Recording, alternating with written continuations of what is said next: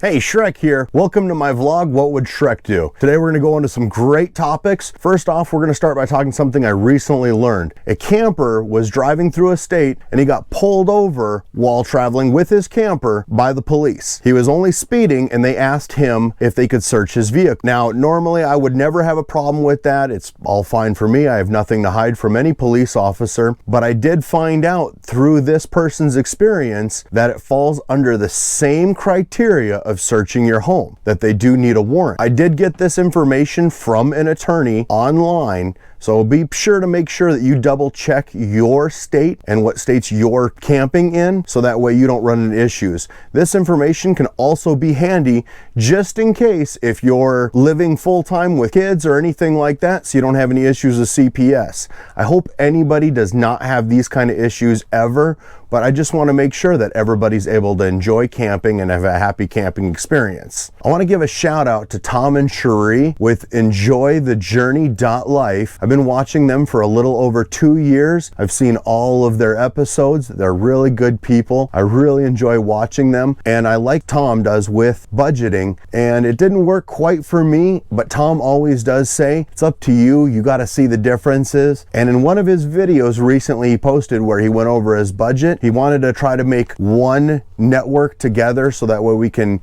get a better resource for it. I just don't really feel that that's possible because everybody is so much different. Some people have kids, some people have dogs, some people are like Tom and Cherie where it's just Tom and Cherie and Logan traveling, and then some people are like me where it's some dude traveling with a dog. Yeah, I think you get the picture. Okay, so I ran a poll online to see what people's biggest regrets and mistakes are when they went full-time RVing. I'm gonna try to do this like Steve Harvey. I've got my little cheat sheet here with everything. So the number one answer was, I waited too long to do it. People say that they could and should have just got up and made it happen sooner. The number two answer, I didn't do enough research on my camper. For example, people bought campers that didn't fit their lifestyle. That's real important. You have to see what's going to work for you best. Some bought a fifth wheel and needed a class A. Some tried a travel trailer and needed a class A, or they needed a fifth wheel. It switches up quite a bit.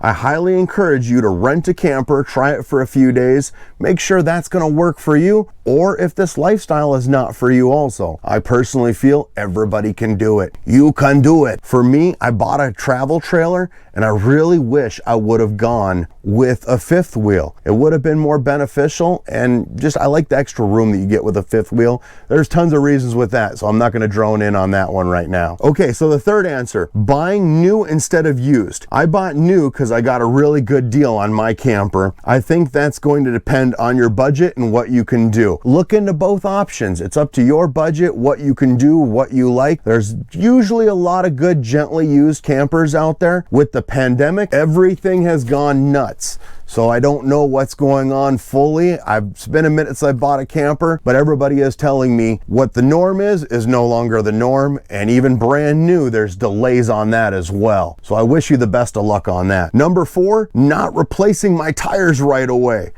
Camper tires are not really good. I've had 3 blowouts in 2020. Recently, I just had one, did some damage to my camper. Luckily, my insurance company is going to take care of it. Bless you. Thank you, USAA. My advice when it comes to tire also, keep your head on a swivel. If you can afford it, get a TPMS sensor. Check your tires every time you stop. If you are stopping for any reason, check those tires. Keep tire gauges everywhere, inside the camper, inside your truck, anywhere, so that way it's handy, and check them tires. Okay, the number 5 answer gets a little tricky because at this point I was getting answers from many people that were not the same, and there's some pretty funny ones. So I just picked some of my favorite answers that people had. Drinking too many margaritas the night before around the campfire.